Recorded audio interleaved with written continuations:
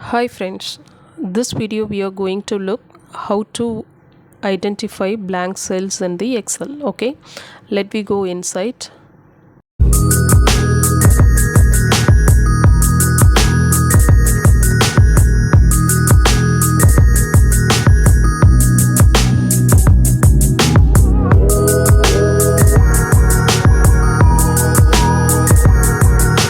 Yeah, this is what the data contain. Okay, over here we are going to identify for the blank cells.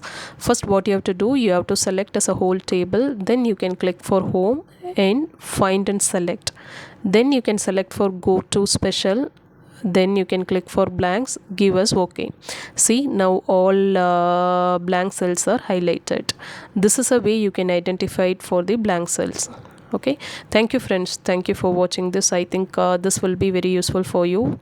If it is very useful, you can share to your friends and subscribe this channel.